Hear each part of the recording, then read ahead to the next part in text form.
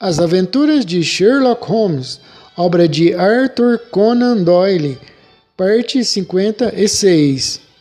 E agora, cavalheiros, disse Henry Baskerville com decisão, parece-me que já falei bastante sobre o pouco que sei. É hora de os senhores cumprirem sua promessa e fazerem um relato completo a respeito do caso.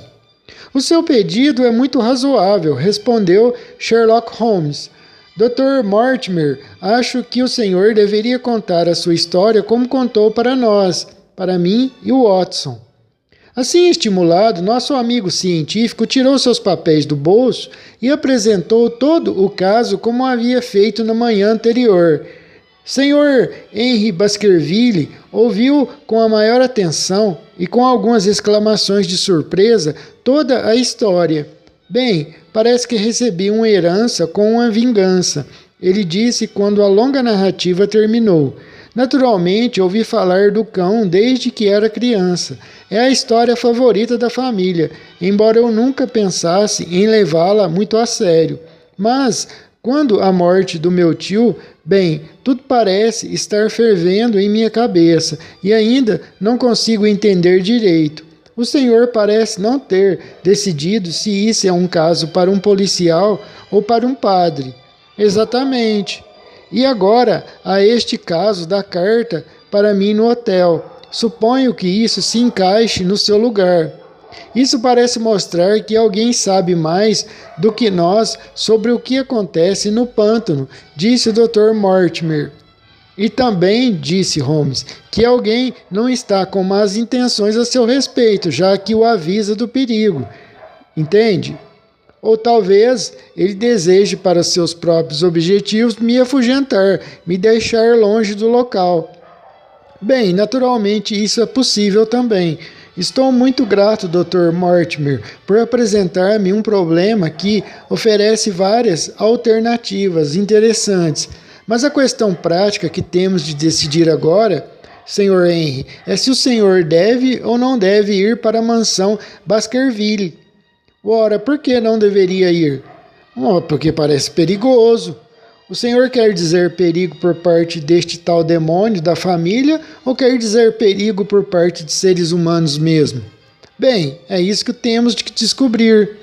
De qualquer modo, minha resposta é a mesma. Não há nenhum demônio no inferno, Sr. Holmes, e não há nenhum homem na terra que possa me impedir de ir para o lar da minha própria gente. E o senhor pode considerar esta como a minha resposta definitiva. Suas sobrancelhas escuras se uniram e seu rosto se ruborizou enquanto ele falava. Era evidente que o temperamento ardente, conhecido dos Baskervilles, não estava extinto neste seu último representante. Enquanto isso, ele disse: mal tive tempo de pensar em tudo que os senhores me contaram. É difícil para um homem ter de compreender e decidir tão depressa. Eu gostaria de passar uma hora tranquila sozinho para decidir. Bem, olha aqui, Sr. Holmes, são 11h30 agora e vou voltar diretamente para o meu hotel. O que acha de o senhor e seu amigo Dr. Watson aparecerem para almoçar conosco às 14 horas?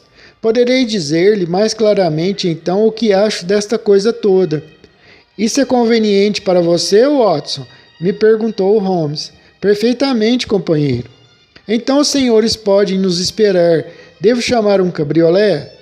Prefiro caminhar porque este caso me perturbou bastante. Irei junto com o senhor com prazer, disse seu amigo. Então vamos nos encontrar novamente às 14 horas. Tchau e bom dia. Ouvimos os passos dos nossos visitantes descendo a escada e a batida da porta na frente. Num instante, Holmes havia se transformado do sonhador languido no homem de ação. Seu chapéu e botas, Watson, depressa, Watson. Não temos um minuto a perder. Correu para o seu quarto de roupão e estava de volta alguns segundos depois com uma sobrecasaca. Descemos a escada correndo e saímos. O Dr. Mortimer e Baskerville ainda eram visíveis a cerca de uns 200 metros à nossa frente, na direção da rua Oxford Street. Devo ir correndo e fazê-los parar, Holmes? Por nada neste mundo, meu caro Watson. Estou absolutamente satisfeito com a sua companhia, se você tolerar a minha, claro. Nossos amigos são espertos, porque certamente amanhã está muito bonita para uma caminhada. Ele apressou o passo até que reduzimos a metade da distância que nos separavam de ambos. Depois, ainda permanecendo a uns 90 metros atrás, entramos na Oxford Street e depois na Regent Street. Os nossos amigos pararam uma vez e olharam para uma vitrina, e Holmes fez a mesma coisa. Um instante depois, ele deu um grito de satisfação e, seguindo a direção dos seus olhos ansiosos, vi que um cabriolé com um homem dentro, que havia parado do outro lado da rua, estava agora avançando outra vez lentamente. Lá está o nosso homem, Watson. Venha, daremos uma boa olhada nele, se não pudermos fazer mais nada. Nesse instante percebi uma barba preta cerrada e um par de olhos penetrantes voltarem-se para nós através da janela lateral do cabriolé. Mas nessa hora a portinhola do teto foi erguida. Alguma coisa foi gritada para o cocheiro e o cabriolé voou como um raio pela Regent Street. Holmes olhou em volta ansioso à procura de outro, mas não havia nenhum vazio à vista. Depois saiu em perseguição numa corrida louca pelo meio da corrente do tráfego, mas a distância era muito grande e o cabriolé já havia desaparecido. Esta agora, disse Sherlock Holmes, aborrecido, quando saiu ofegante e pálido de vergonha do meio da maré de veículos. Já viu tanta má sorte e tanta incapacidade também, Watson? Watson, se você é um homem honesto, irá registrar isto também e contrapor aos meus êxitos. Esta foi uma derrota feia. Quem era o homem? Quem era Holmes? Não tenho a menor ideia, Watson. Um espião? Bem, era evidente, pelo que ouvimos, que Baskerville foi acompanhado muito de perto por alguém desde que está na cidade. De outro modo, como podiam saber tão depressa que ele escolhera o Hotel Northumberland? Se eles seguiram no primeiro dia, concluí que o seguiriam também no segundo. Você deve ter observado que fui 2 vezes até a janela enquanto o Dr. Mortimer estava lendo a sua lenda. Sim, lembro-me, Holmes. Eu estava procurando ansioso na rua, mas não vi nenhum. Estamos lidando com um homem esperto, Watson. Esta questão penetra muito fundo, e embora eu ainda não tenha decidido se é uma influência benigna ou maligna que está em contato conosco, estou sempre consciente da sua força e determinação. Quando os nossos amigos saíram, eu os segui imediatamente, na esperança de identificar seus acompanhantes invisíveis. Ele foi tão astuto que não se arriscou a seguir a pé, mas tomou um cabriolé a fim de poder esperar escondido ou ultrapassá-los depressa e assim escapar à atenção deles. O método dele teve a vantagem adicional de, se eles tomassem um cabriolé, ele já estar preparado rapidamente para segui-los, mas tem uma desvantagem óbvia: ficar nas mãos do cocheiro. Exatamente, Holmes. Que pena não termos anotado o número, Watson. De fato, uma pena, meu amigo Holmes. Ora, Watson, por mais inepto que eu tenha sido na perseguição, você com certeza não imagina que eu deixaria de anotar o número. 2704 é o nosso homem, Watson. Estou brincando contigo, é claro que anotei. Mas isso não adianta nada para nós por enquanto, Watson. Não vejo como você poderia ter feito mais, Holmes. Ao observar o cabriolé, eu deveria ter me virado instantaneamente e caminhado na direção oposta. Podia então ter pegado calmamente um segundo cabriolé e seguido o primeiro a uma distância respeitável, ou melhor ainda, ter ido para o Hotel Northumberland e esperado por lá. Quando o nosso desconhecido tivesse seguido Baskerville até em casa, poderíamos ter tido a oportunidade de jogar o seu próprio jogo com ele e ver para onde ia. Do jeito que está, por uma ansiedade indiscreta, da qual o nosso adversário tirou vantagem com extraordinária rapidez e energia, traímos-nos e perdemos o nosso homem. Estávamos passeando lentamente pela Regent Street durante esta conversa e o Dr. Mortimer, com o seu companheiro, havia desaparecido há muito tempo. Não há nenhum sentido em segui-los, disse Holmes. O seguidor fugiu e não voltará, Watson. Devemos ver que outras cartas temos em mãos e jogá-las com decisão. Você pode jurar que reconhece o homem dentro do cabriolé? Posso jurar apenas quanto à barba. E eu também, e daí concluo que provavelmente é uma barba falsa. Um homem esperto, numa missão tão delicada, não precisa de uma barba, a não ser para esconder suas feições. Entre aqui, Watson. Ele entrou num dos escritórios de mensageiros do bairro, onde foi saudado calorosamente pelo gerente. Ah, Wilson, vejo que não se esqueceu do pequeno caso no qual tive a sorte de ajudá-lo. Hein, meu amigo? Não, Sr. Holmes, realmente não esqueci. O senhor salvou o meu bom nome e talvez a minha vida. Meu caro amigo, você exagera. Lembro-me, Wilson, de que você tem entre os seus rapazes um garoto chamado Carville, que demonstrou certa capacidade durante a investigação. Sim, senhor, ele ainda está conosco. Pode chamá-lo? Obrigado. E eu gostaria de trocar esta nota de 5 libras.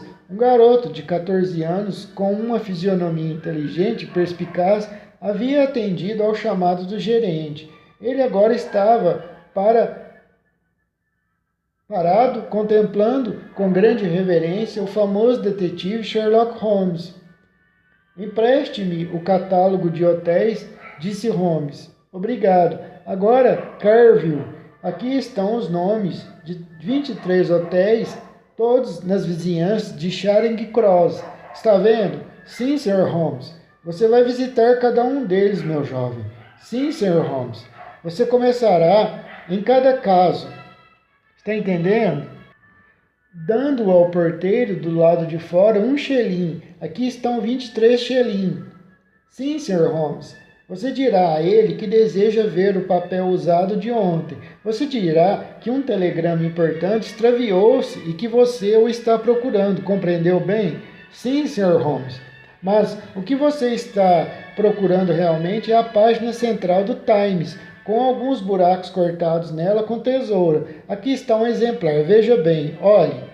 E é esta a página. Você pode reconhecê-la facilmente, não pode? Sim, Sr. Holmes. Em cada caso, o porteiro do lado de fora mandará chamar o porteiro do saguão, a quem você dará um xelim. Você então ficará sabendo, provavelmente, em 20 casos dos 23, que o lixo do dia anterior foi queimado ou retirado. Nos outros 3 casos, mostrarão a você um monte de papéis e você procurará esta página do Times.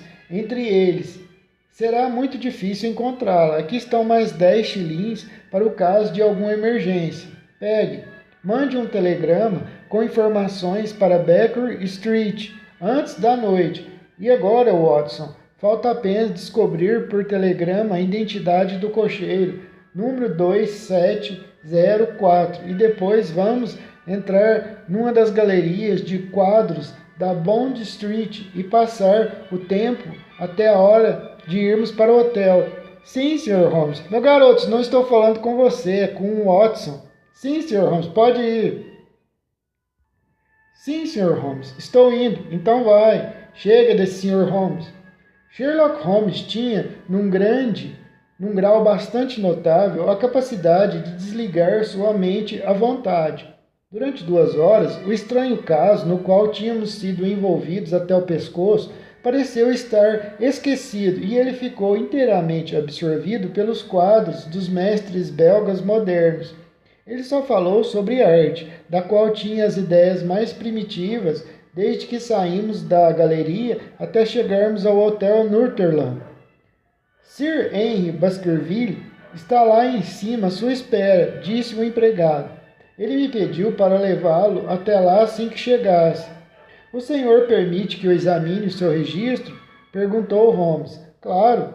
O livro mostrava que 2 nomes haviam sido acrescentados após o de Baskerville. Um era Theophilus Johnson e família, de Newcastle. O outro, a senhora Oldmore e criada de Eagle Lodge, Alton. Certamente esse deve ser o mesmo Johnson que eu conhecia, disse Holmes ao recepcionista. Um advogado, não é? De cabelos grisalhos e que anda mascando. Não, senhor, este é o senhor Johnson, o dono da mina de carvão, um cavalheiro muito ativo, não mais velho do que o senhor. O senhor Johnson não está enganado quanto ao seu ramo? Não, senhor, ele usa este hotel há muitos anos e é muito conhecido aqui. Ah, isso encerra o assunto. A senhora Aldmore também. Parece que me lembro do nome. Desculpe minha curiosidade, mas muitas vezes, ao se visitar um amigo, encontra-se outro. Ela é uma senhora inválida, cavalheiro. Seu marido, certa vez, foi prefeito de Gloucester. Ela sempre vem para cá quando está na cidade. Muito obrigado, acho que não a conheço. Determinamos um fato muito importante com estas perguntas, Watson. Ele continuou em voz baixa ao subirmos a escada juntos. Sabemos agora que as pessoas que estão tão interessadas em nosso amigo não se hospedaram no mesmo hotel. Isso significa que, embora elas estejam, como vimos, muito ansiosas para vigiá-lo, não querem que ele as veja. Este é um fato muito sugestivo. O que ele sugere, Holmes? Sugere: olá, meu caro amigo, que diabo aconteceu? Ao chegarmos ao alto da escada, esbarramos no próprio Henry Baskerville.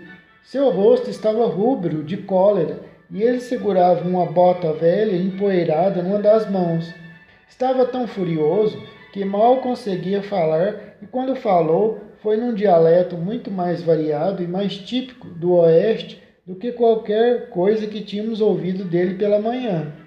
Parece que estão me fazendo de trouxa neste hotel, Sr. Holmes, ele exclamou. Eles vão descobrir que começaram a fazer travessuras com o homem errado, a menos que tenham cuidado. Que diabo, se aquele sujeito não conseguir achar a minha bota desaparecida, haverá problemas por aqui. Posso suportar uma brincadeira com bom humor, Holmes, mas eles exageraram um pouco desta vez.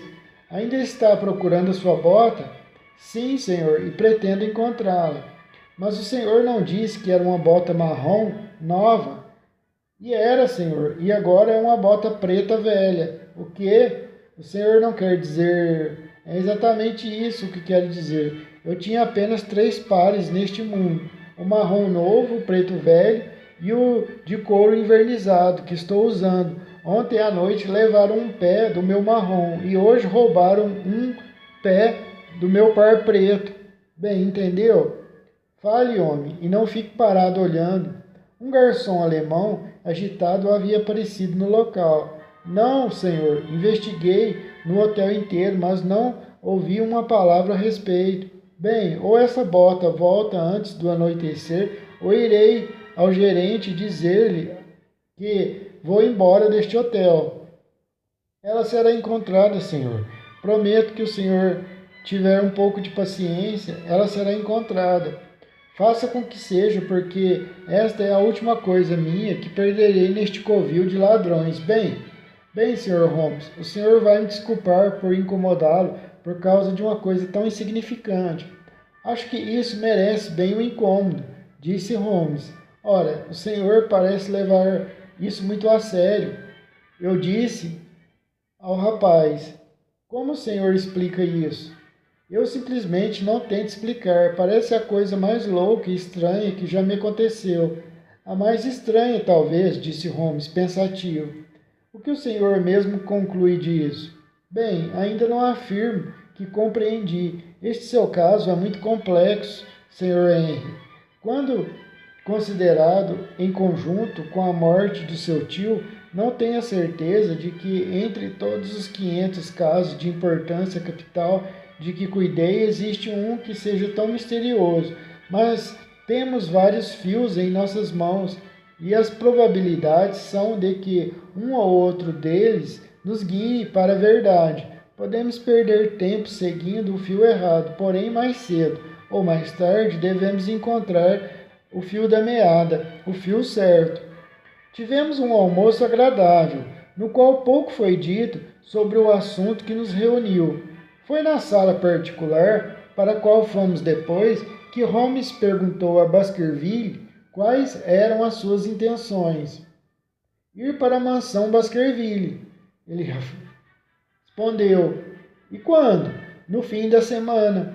No fim das contas, disse Holmes, acho que a sua decisão é bem sensata. Tenho indícios de que o senhor está sendo seguido em Londres, e entre os milhões desta grande cidade é difícil descobrir quem são estas pessoas ou qual pode ser o objetivo delas. Se as intenções delas forem más, elas podem fazer-lhe uma maldade e seremos impotentes para impedi-la. O senhor não sabe, Dr. Mortimer, que o senhor foi seguido esta manhã ao sair da minha casa? O Dr. Mortimer estremeceu violentamente. Seguido? Por quem? Isso, infelizmente, é o que não posso dizer-lhe. O senhor tem entre os seus vizinhos ou conhecidos em Dartmoor algum homem com a barba preta abundante? Não, ou deixe-me ver. Sim, Barrymore, o mordomo de Sir Charles, tem uma barba preta e é abundante. Ah, onde está Barrymore? Tomando conta da mansão. É melhor verificarmos se ele está realmente lá ou se há alguma possibilidade de estar em Londres. Como se pode fazer isso? Dê-me um formulário de telegrama. Está tudo pronto para Sir Henry. Isso resolverá. Enderece para o Sr. Barrymore, mansão Baskerville. Qual é a agência de telégrafo mais próxima? Grimpen.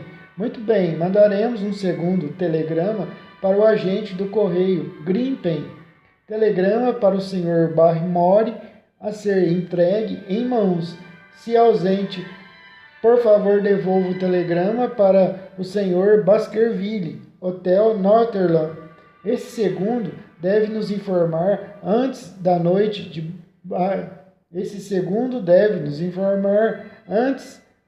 se Barrymore está no seu posto em Devonshire ou não. Isso mesmo, disse Baskerville. A propósito, Dr. Mortimer, quem é este Barrymore, afinal? Ele é filho do zelador que morreu. Eles cuidam da mansão há 4 gerações. Pelo que sei, ele e a mulher são um casal tão respeitáveis quanto qualquer um do condado. Ao mesmo tempo, disse Baskerville, está bastante claro que, desde que não haja ninguém da família na mansão, estas pessoas têm uma casa ótima e enorme e nada para fazer. Isso é verdade. Barrymore foi beneficiado no testamento de Sir Charles? Perguntou Holmes. Ele e a mulher receberam 500 libras cada. Ah, eles sabiam que iam receber isto? Sim. Sir Charles gostava muito de falar sobre os legados do seu testamento. Isso é muito interessante. Espere, disse o Dr. Mortimer, que o senhor não encare com desconfiança todos que receberam um legado de Sir Charles, porque eu também recebi 1000 libras que foram deixadas para mim. É mesmo? E alguém mais? Havia várias quantias insignificantes para pessoas e um grande número de obras públicas de caridade. O resto foi todo para Henry Baskerville. E de quando era o resto? Quanto o montante? 740.000 libras. Holmes ergueu as sobrancelhas com surpresa pelo tamanho da fortuna. Eu não sabia que havia uma soma tão gigantesca envolvida, disse ele. Charles tinha fama de ser rico, milionário, mas nós não sabíamos a dimensão dessa riqueza até que examinamos as suas ações. O valor total dos bens chegava perto de 1 milhão de libras. Santo Deus, esse é um prêmio pelo qual um homem pode muito bem lançar-se num jogo desesperado. E mais uma pergunta, Dr. Mortimer. Supondo que aconteça alguma coisa ao nosso jovem amigo aqui, Henry, o senhor perdoará a hipótese desagradável. Quem herdaria os bens? Como Roger Baskerville, o irmão caçula de Sir Charles, morreu solteiro, Os bens iriam para os Demondes, que são primos distantes. James Demond é um padre idoso em Wiltshire. Obrigado. Esses detalhes têm grande interesse. Conheceu o Sr. James Demond? Sim, uma vez ele veio ao sul visitar o Sr. Charles. É um homem de aparência venerável e uma vida de santidade. Lembro-me de que ele se recusou a aceitar qualquer doação do Sr. Charles, embora este insistisse muito. E este homem, de gosto simples, seria o herdeiro da fortuna de Charles? Ele seria o herdeiro da propriedade, porque isso está vinculado. Seria também o herdeiro do dinheiro, a menos que fosse disposto em testamento de outra forma pelo dono atual, que pode, naturalmente, fazer o que quiser com ele. E o sonho fez o seu testamento, Sr. Henry. E o senhor fez o seu testamento, Sr. Henry? Não, Sr. Holmes, não fiz, não tive tempo, porque só ontem é que soube como andavam as coisas. Mas, de qualquer modo, acho que o dinheiro deve acompanhar o título e a propriedade. Bem, essa era a ideia do meu pobre tio. Como o proprietário vai restaurar as glórias dos Baskervilles se não tiver dinheiro suficiente para manter a propriedade? Casa, terras e dólares devem andar juntos. Exatamente, Sr. Henry. Estou de acordo com o senhor quanto à conveniência da sua ida para Devonshire, sem demora. Há apenas uma condição que devo impor, que o senhor certamente não deve ir sozinho. O Dr. Mortimer volta comigo, mas o Dr. Mortimer tem a sua clínica para cuidar e os seus doentes para atender, e a casa dele fica a quilômetros de distância da sua. Mesmo com toda a boa vontade do mundo, ele talvez não possa ajudá-lo, Sr. Henry. Henry, o senhor deve levar alguém consigo, um homem de confiança que esteja sempre ao seu lado. Será que o senhor mesmo não poderia vir, Sr. Holmes?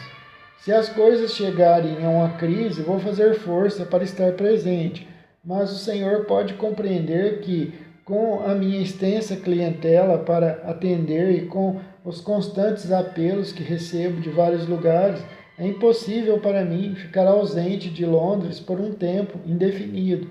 No momento, um dos nomes mais respeitados da Inglaterra está sendo maculado por um chantagista, e só eu posso impedir um escândalo desastroso. O senhor verá como é impossível para mim ir a Dartmoor. Quem o senhor recomendaria então, Sr. Holmes? Holmes pôs a mão no meu braço. Se o meu amigo aqui quisesse se encarregar disso, não há nenhum homem melhor para ter ao lado quando o senhor estiver no aperto. Ninguém pode dizer isso com mais convicção do que eu. A proposta me pegou de surpresa, mas antes que eu tivesse tempo de responder, Baskerville pegou minha mão e apertou-a calorosamente. Bem, isso é realmente bondade sua, Dr. Watson, disse ele. O senhor sabe como eu sou e sabe tanto sobre o assunto quanto eu. Se o senhor vier para a mansão Baskerville e me fizer companhia, nunca me esquecerei disso. Ficarei grato pelo resto da vida. Eu confio no senhor, Sr. Watson. A promessa de aventura sempre me fascinou, juro, e fiquei lisonjeado com as palavras de Holmes e com a ansiedade com que o baronete saudou-me como companheiro. Irei com prazer, por fim eu disse. Não sei como poderia empregar melhor o meu tempo, e você me manterá minuciosamente informado, meu amigo Watson, disse Holmes. Quando surgir uma crise, como surgirá, tenho certeza, direi a você como deve agir. Será que sábado tudo estará pronto? Isso seria conveniente, Dr. Watson? Perfeitamente. Então, sábado, a menos que lhe diga o contrário, nós encontraremos no trem das 10h30 que sai de Paddington. Havíamos nos levantado para ir embora quando Baskerville deu um grito de triunfo e, mergulhando num dos cantos da sala, apanhou uma bota marrom debaixo da secretária. Minha bota perdida! Ele exclamou: minha bota! Ah, achei! A encontrei! Por fim! Que todas as nossas dificuldades possam desaparecer tão facilmente, disse Sherlock Holmes brincando. Mas isso é uma coisa muito estranha, comentou o Dr. Mortimer. Eu revistei esta sala cuidadosamente antes do almoço. E eu também, disse Baskerville, cada centímetro dela. Com certeza não havia nenhuma bota por aqui. Nesse caso, o garçom deve tê-la colocado aí enquanto estávamos almoçando. O alemão foi chamado, mas jurou não saber nada a respeito. E as indagações também não conseguiram esclarecer isso. Outro item havia sido acrescentado àquela série constante e aparentemente sem sentido de pequenos mistérios que haviam ocorrido numa rápida sucessão com Henry Baskerville. Deixando de lado toda a história sombria da morte de Charles Baskerville, tínhamos uma série de incidentes inexplicáveis, todos no período de 2 dias, que incluíam o recebimento da carta em letra de forma, o espião de barba preta no cabriolé, o desaparecimento da bota marrom nova, a perda da bota preta velha e agora a volta da bota marrom nova. Holmes ficou sentado em silêncio no cabriolé quando voltamos para Baker Street, e eu sabia, pela sua testa contraída e pela fisionomia ansiosa, que sua mente, como a minha própria, estava tentando imaginar algum esquema no qual todos estes episódios estranhos e aparentemente desconexos pudessem ser encaixados. Durante toda a tarde e boa parte da noite, ele ficou sentado, pensando, meditando, melhor dizendo. Pouco antes do jantar, ele recebeu 2 telegramas.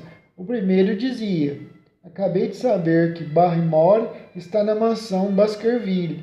O segundo dizia: visitei 23 hotéis como o senhor me ordenou, Sr. Holmes, mas lamento informar incapaz de descobrir qualquer vestígio de folha cortada do Times. Carville.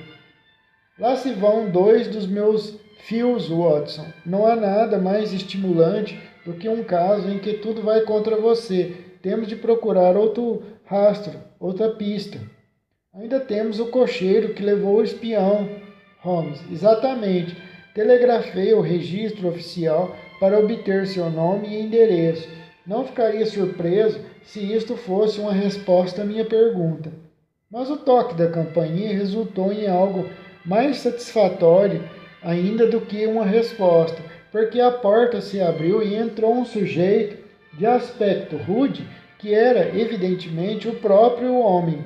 Recebi um recado do escritório central de que um cavalheiro neste endereço esteve perguntando pelos 2704. Disse ele: guiei meu cabriolé estes 7 anos e nunca tive uma palavra de queixa. Vim direto da cocheira para cá perguntar-lhe pessoalmente o que tem contra mim. Não tenho nada contra você, meu bom homem, disse Sherlock Holmes. Pelo contrário, tenho meio soberano para você se me der uma informação clara às minhas perguntas. Bem, tive um dia bom, não há dúvida, disse o cocheiro com um sorriso. O que o senhor deseja perguntar, cavalheiro? Antes de tudo, o seu nome e endereço, no caso de precisar de você outra vez. John Clayton, Turpey Street, 3 em Burton. Meu cabriolé é da cocheira de Shipley, perto da estação de Waterloo. Sherlock Holmes tomou nota de tudo. Agora, Clayton, fale-me sobre o passageiro que veio observar esta casa hoje de manhã às 10 horas e depois seguiu os 2 cavalheiros pela Regent Street. O homem pareceu surpreso e um pouco embaraçado. Ora, não adianta eu lhe contar coisas, porque o senhor já parece saber tanto quanto eu, disse o cocheiro. A verdade é que o cavalheiro me disse que era detetive e que eu não devia contar nada sobre ele a ninguém. Meu bom amigo, este é um caso muito sério e você pode ficar numa posição muito ruim se tentar esconder alguma coisa de mim. Você disse que o seu passageiro contou que era detetive? Sim, ele falou que era um detetive. Quando foi que ele disse isto? Quando foi embora. Ele disse mais alguma coisa? Ele mencionou o nome. Holmes lançou um olhar rápido de triunfo para mim. Ele mencionou o seu nome? Foi? Isso foi imprudente. Qual foi o nome que ele mencionou? O nome dele, disse o cocheiro, era Sherlock Holmes. Nunca vi meu amigo mais surpreso do que ao ouvir a resposta do cocheiro. Por um momento ele ficou sentado, pasmo, em silêncio. Depois estourou numa gostosa gargalhada. Um toque, Watson, um toque inegável, ele disse. Sinto uma cócega nas minhas axilas. Que coisa fantástica, Watson. Flexível como a minha própria. Ele me atingiu em cheio desta vez. Então o nome dele era Sherlock Holmes, não é? Sim, senhor, ele disse que se chamava Sherlock Holmes. Excelente. Diga-me onde o pegou e tudo o que aconteceu. Ele me pegou às 9h30 na Trafalgar Square. Disse que era detetive e me ofereceu 2 guinéus se eu fizesse exatamente o que ele queria o dia inteiro e não fizesse nenhuma pergunta. Concordei com muita satisfação. Primeiro seguimos até o Hotel Northumberland e esperamos ali até que 2 cavalheiros saíram e tomaram um cabriolé na fila. Seguimos o cabriolé deles até ele parar em algum lugar aqui perto. Nesta mesma porta, disse Holmes. Bem, não posso garantir, mas ouso dizer que meu passageiro sabia tudo a respeito. Paramos mais ou menos na metade da rua e esperamos 1h30. Depois os 2 cavaleiros passaram por nós, caminhando, e seguimos pela Baker Street e pela... Eu sei, disse Holmes, cortando o cocheiro, até descermos 3 quarteirões da Regent Street para baixo. Então meu passageiro levantou a portinha e gritou para eu seguir direto para a estação de Waterloo o mais depressa possível. Chicoteei a égua e chegamos lá em menos de 10 minutos, Sr. Holmes. Sr. Holmes, esse era o seu nome. Por que o senhor começou a rir e achou engraçado quando eu disse que o nome do sujeito era Sherlock Holmes? Deixe isso para lá, continue. Só que no momento em que estava indo embora, virou-se e disse: pode ser que lhe interesse saber que esteja transportando o senhor Sherlock Holmes. Foi assim que vim a saber o nome. Senhor, compreendo. E você não ouviu mais? Lhe perguntou Holmes. Não depois que ele entrou na estação. E como você descreveria o senhor Sherlock Holmes? Lhe perguntou Holmes. O cocheiro coçou a cabeça. Bem, ele não é um cavalheiro muito fácil assim de descrever. Eu daria a ele 40 anos de idade e era de altura média, 5 a 7 centímetros mais baixo do que o senhor. Estava vestido com um granfino, tinha uma barba preta, quadrada na ponta e o rosto pálido. Não sei o que posso dizer além disso. Cor dos olhos. Não posso dizer isso. Não prestei atenção. Nada mais que você possa se lembrar? Não, senhor, nada. Bem, então aqui está o seu meio soberano, como prometi. Há outro esperando por você se puder trazer mais informações. Boa noite. Boa noite, cavalheiros, e obrigado. John Clayton foi embora sorrindo e Sherlock Holmes virou-se para mim, encolheu os ombros e exibiu um sorriso meio triste.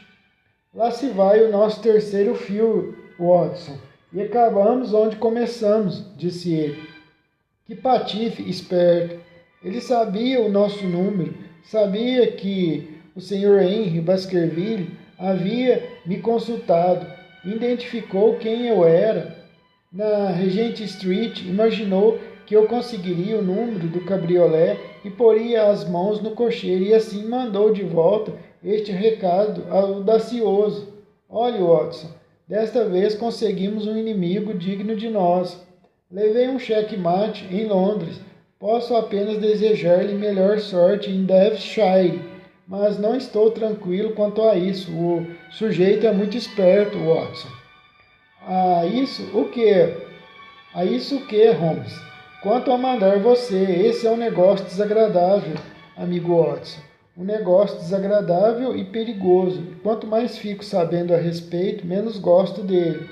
Sim, meu caro amigo, você pode rir, mas dou-lhe minha palavra de que ficarei muito satisfeito de tê-lo de volta sã e salvo em Baker Street mais uma vez.